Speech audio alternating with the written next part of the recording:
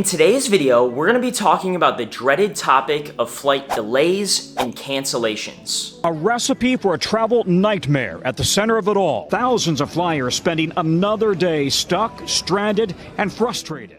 And I'm going to give you some tips and tricks on how to be prepared for these unfortunate situations. Make sure you stick around to the end of the video, as I will help guide you to make sure that you receive the full compensation that you deserve for those delays and cancellations. Let's get into it. It starts with preparation.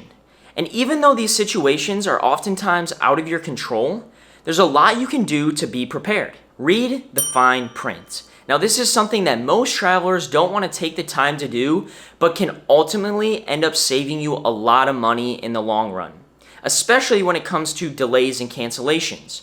Making sure when you book your flight or your hotel, read the fine print. Get a good understanding of their cancellation policy, because that way, if you do have a cancellation, that process of rebooking and restructuring your trip can be a lot easier and a lot less stressful. Next, you might want to consider investing in travel or trip insurance. A lot of this comes down to personal preference, whether you decide to invest in this or not, but it's really easy to set up if you want to. Most of the time, wherever you're booking your flights, whether it be through the airline directly or through some third party like Booking.com or Expedia, they will offer some sort of insurance at a premium. As well as you can also look into insurance companies directly, like Safety Wing. We've done that before for some of our longer trips. Now, Meg and I don't always invest in travel insurance, but here are some reasons to why you might want to invest in it. The first one being is you might have to cancel it, right? If there's any chance that you might have to cancel your trip, it might not be a bad idea to invest in that insurance. Two, if you have put a lot of resources into a specific trip. For example, if Meg and I are just going for a long weekend somewhere close by, very short flight, most likely we won't invest in that insurance.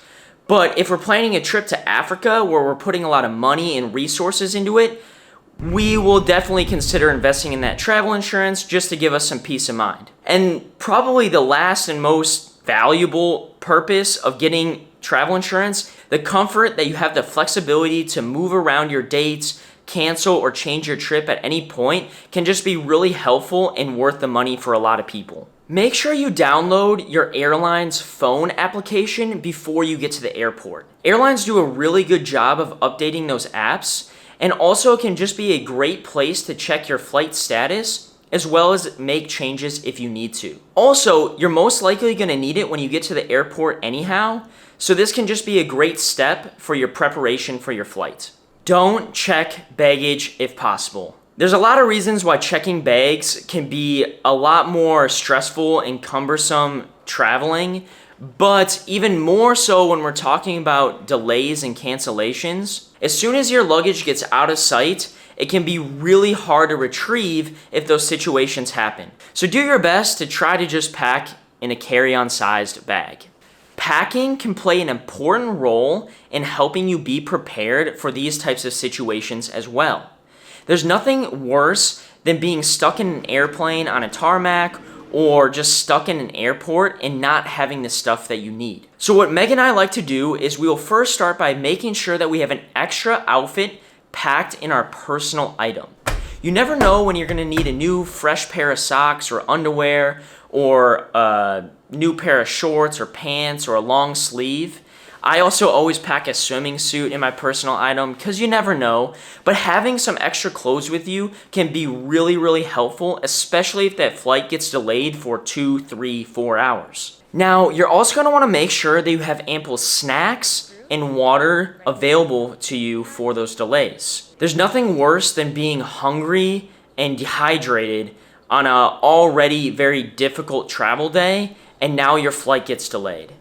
I'm not a big advocate for bringing like meals on a plane, but lots of snacks like granola bars can be a great option, because you never know during those delays if they're going to be able to do like beverage and snack service on the planes. So having some available to you is going to be key in making your flying experience or those delays a lot more comfortable. You also might want to make sure you have like a battery pack or something like that to charge your phone, being that you never know if you're going to have access to outlets or things like that during those delays. Before we get into what to do if your flight gets canceled or delayed, I would like to hear from you. Let me know in the comments if you have any tips or tricks that helps you navigate these difficult situations. I'm always curious to learn from you guys. You guys know tons of stuff, so let me know in the comments. As well as if you have any stories that you would like to share of crazy cancellations or delays that you've went through. I feel like as travelers, we can all empathize with this, and it's just kind of fun to hear other traveler stories. So let me know in the comments if you have any crazy stories of cancellations or delays. Now, we're gonna answer the big question, which is what to do if your flight gets canceled or delayed.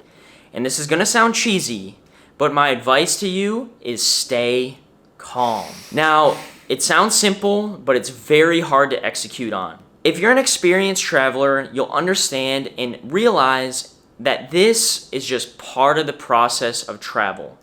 Unfortunately, at some point, if you travel enough, your flight is going to get canceled or delayed. And keeping a calm attitude and a calm mindset can help you navigate the situation a lot more quickly and a lot more effectively. It's way easier to think clearly when you stay calm, as well as get the most compensation for what you deserve in this situation. A lot of times people get super worked up and potentially super angry. Come on, guys, get out of here. Where are the turtles? And a lot of times when you're dealing with specific airline workers or, third parties like Expedia and Booking.com, that type of attitude does not get very far. You're going to get a lot further if you can stay calm during the situation. Okay, so your flight is canceled or delayed, you received the news, you went through the process of making yourself calm, and now you're like, Ian, what do I do? And my advice to you would be this. You're gonna next want to get in contact with the airline. There's a couple different ways to do this, but here's how we have found success doing this. We will first start by finding the customer service desk or kiosk or wherever they have an employee working to help you with this situation. You get in line. While you're in line, I would also recommend pulling up their app or a phone number to get in contact that way as well. Oftentimes, you can get in contact via a mobile chat feature or a phone number actually quicker than the line moves. And they can help you over the phone or on the app just as efficiently as the person behind the desk can.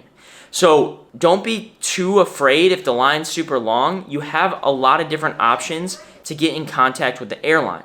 While you're waiting in line or on hold, I would also recommend doing some of your own research when it comes to which flight you would like to be rebooked on. Recently, me and Meg were flying from Spain back home, and this exact situation happened to us where our flight was canceled and we needed to rebook. So what we did is we went online and we found flights that were desirable to us, and we came to the table when we were talking to the airline employee with those options, and they were able to just book us on the flight that we wanted. A lot of times if you just go up and you let them rebook your flight, they'll just put you on any random flight, which might not be the best option. It might be like 2 days later or super late at night or super early in the morning. So coming to the table with some flight options that work for you can really help in reshaping your trip. Now let's talk about compensation for lost time and potentially money. From our experience, we've learned that this doesn't need to be a rushed process. Your first priority should be rebooking that flight so you can get on your way again. Every airline has a little bit different policy when it comes to cancellations and delays, and you're gonna need some time to digest all that material to make sure you're getting the most out of what you deserve.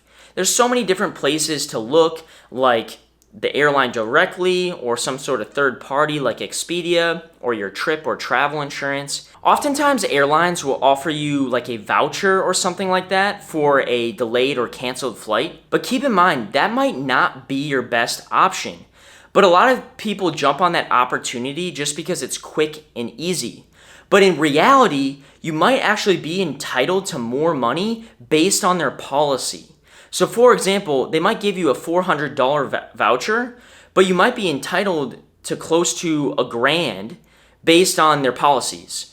So don't always necessarily just jump on that option. Make sure you take your time and do your research. The overarching point I'm trying to get across when it comes to getting what you deserve as far as compensation is, don't rush the process. You can always file a claim once you get home. Don't feel the need to get all of it solved and done while you're at the airport. One last thing I'll mention, make sure that you check your credit card.